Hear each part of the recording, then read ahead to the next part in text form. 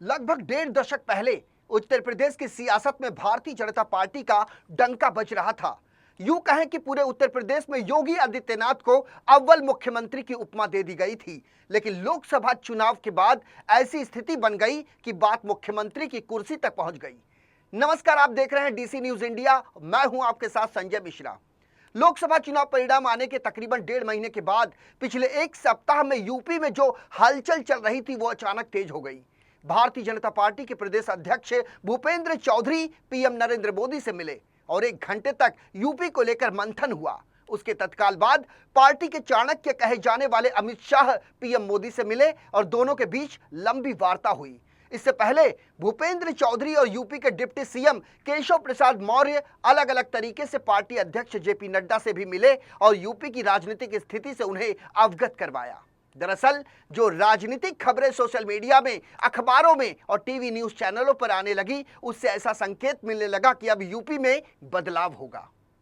Bharatiya Janata party के राष्ट्रीय अध्यक्ष जेपी नड्डा खुद प्रदेश कार्य समिति की बैठक में हिस्सा लेने के लिए लखनऊ गए थे।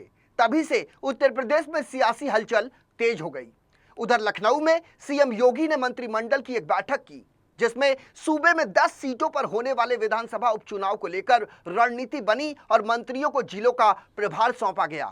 लेकिन उस दौरान दोनों deputy chief minister Keshav Prasad Maurya और ब्रिजेश पाठक इस बैठक से नदारद रहे। वहीं सीएम योगी ने भी उन्हें उपचुनाव की कोई जिम्मेदारी नहीं दी। मंत्रियों के साथ मंत्रणा करने के बाद सीएम योगी राज्यपाल आनंदीबेन पटेल से भी मिले, जिसको लेकर अटकलों का बाजार इस बात को लेकर गर्म हुआ कि सीएम योगी आदित्यनाथ राज्यपाल आनंदीबेन पटेल को अपना इस्तीफा सौंप सकते हैं। लोकसभा चुनाव के नतीजों के बाद कुछ ऐसा माहौल भी बनाने की कोशिश की गई कि केंद्रीय नेतृत्व योगी आदित्यनाथ से नाराज चल रहा है और ऐसे में यूपी में योगी की सीएम कुर्सी जाने वाली है। उत्तर प्रदेश बीजेपी कार्य समिति की बैठक में मुख्यमंत्री योगी आदित्यनाथ ने अपने संबोधन के दौरान एक बड़ा बयान दे दिया। बैठक में कार्यकर्ताओं को संबोधित करते हुए सीएम योगी ने कहा कि इसमें कोई संदेह नहीं है कि साल 2024 के चुनाव में भारतीय जनता पार्टी का वोट प्रतिशत पिछले चुनाव के बराबर रहा है, लेकिन वोटों की शिफ्टिंग और अति आत्मविश्वास की वजह से कहीं ना कहीं पार्टी को चोट पहुंची है और इसका नतीजा लोकसभा चुनाव के नतीजों पर पड़ा। सबसे बड़ा सवाल यह है कि क्या लोकसभा चुनाव में झटके के बाद क्या वाकई केंद्रीय नेतृत्व सीएम योगी से नाराज है और उन्हें हटाने के मूड में है। आपको बता दें कि मुख्यमंत्री योगी आदित्यनाथ और केंद्रीय गृह मंत्री अमित शाह में लंबे अरसे से खींचतान चल रही है और यह बात किसी से भी छिपी नहीं है। यूपी जैसे राज्य को पिछले कई सालों से स्थायी डीजीपी तक नहीं मिल पाया है, जबकि कार्यवाहक डीजीपी से फिलहाल योगी आदित्यनाथ अपना कामकाज चला रहे हैं। इस खींचतान का असर लोकसभा चुनाव में भी दिखा। यदि भाजपा एकजुट होकर पूरी ताकत के साथ चुनाव लड़ती तो शायद पार्टी 33 सीटों तक नहीं सिमटती। टिकट वितरण के दौरान यह चर्चा आम थी कि जिसे योगी आदित्यनाथ टिकट दिलाना चाहते थे उनके नाम पर विचार तक नहीं किया गया, जिसका नतीजा यह निकला कि भारतीय जनता पार्टी अयोध्या समेत तमाम ऐसी सीटें हार गई जो कभी भारतीय जनता पार्टी का गढ़ माना जाती रही हैं। लोकसभा चुनाव में भारतीय जनता पार्टी अपने गढ़ में हार गई, जिसका परिणाम यह निकला कि विरोधियों के हौसले बुलंद हो गए। ऐसी स्थिति में जाहिर है कि विरोधियों को बल मिला और उन्होंने भारतीय जनता पार्टी के राजनीतिक समीकरण में सेंध लगाने की बड़ी कोशिश कर दी। जिस रामलला की प्राण प्रतिष्ठा कर भारतीय जनता पार्टी फूले नहीं समा रही थी, उस रामलला के घर की सीट यानी अयोध्या तक बीजेपी हार गई, जिसको लेकर विपक्ष ने भाजपा का जमकर मजाक उड़ाया। कोई भी पार्टी जब चुनाव हारती है तो संगठन और सरकार को इसकी जिम्मेदारी लेनी होती है, लेकिन उत्तर प्रदेश में साल 2019 में 62 सीटें जीतने वाली पार्टी 33 सीटों पर सिमट के रह गई और किसी ने सार्वजनिक तौर पर इस्तीफे की पेशकश तक नहीं की। जिस उत्तर प्रदेश में योगी आदित्यनाथ की ताजपोशी करने के बाद भारतीय जनता पार्टी गर्व महसूस कर रही थी, उसी पार्टी के भीतर ऐसी परिस्थितियां बन गई कि जो मोदी योगी के गुणगान हो रहे थे, वहां इस बार मोदी और योगी जब मिले तो वे सहज नहीं दिखाई दिए। भारतीय जनता पार्टी में मोदी और योगी का डंका बजता था, लेकिन यूपी में लोकसभा चुनाव के नतीजों ने पार्टी के भीतर एक प्रकार से खाई तैयार कर दी है। जो लोग एक दूसरे के पूरक माने जाते थे, आज वो मुलाकात करते निराश नजर आ रहे हैं। लोकसभा चुनाव के बाद जब भी पीएम मोदी से योगी की मुलाकात हुई वो सहज नहीं दिखे। तभी से कयास इस बात के लग रहे थे कि सीएम योगी को हटाया जा सकता है। और इसी बीच आरएसएस प्रमुख मोहन भागवत और इंद्रेश कुमार का बयान भी सामने आया, जिसमें केंद्रीय नेतृत्व पर उंगलियां उठाई गई।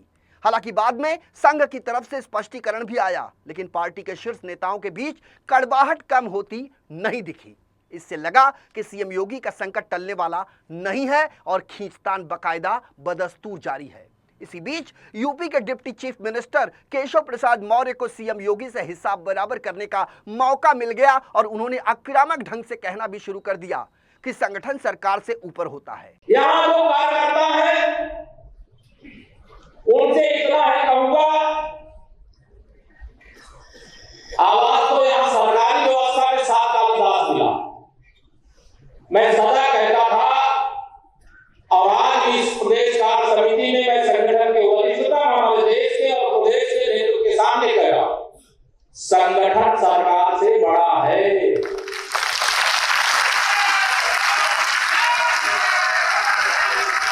संगठन से बड़ा कोई नहीं होता है। संगठन सरकार से बड़ा है, बड़ा था, बड़ा रहेगा।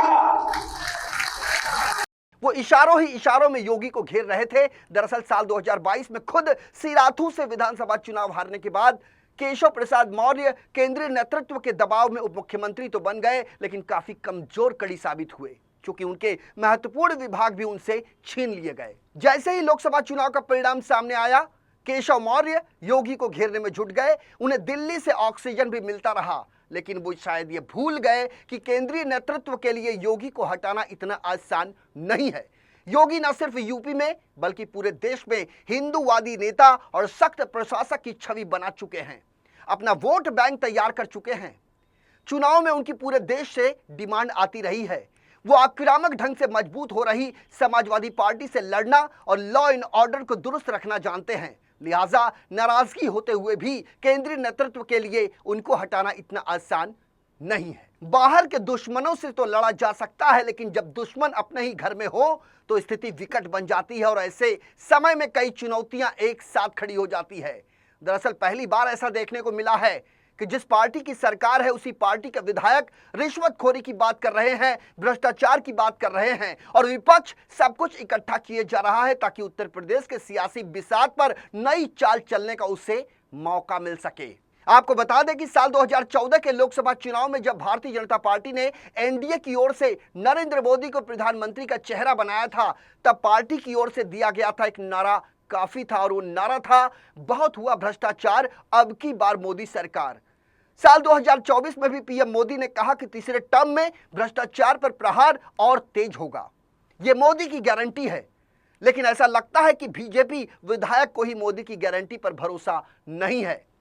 केंद्र में मोदी सरकार के 10 साल और यूपी में योगी आदित्यनाथ के 7 साल के शासन के बाद उत्तर प्रदेश में ही पार्टी के विधायक खुलकर भ्रष्टाचार की बात कह रहे हैं। साथ ही वो ये भी कह रहे हैं कि बिना रिश्वत दिए काम न हुआ है और न होगा। ये विधायक कोई और नहीं बल्कि श्याम प्रकाश हैं, जिन्होंने अडानी और अंबानी के साथ साथ सरकारी अफसरों को लुटेरा तक बता दिया और कहा कि भारतीय जनता पार्टी के कार्यकर्ताओं का कोई भी काम बिना रिश्वत दिए ना हुआ है और ना होगा।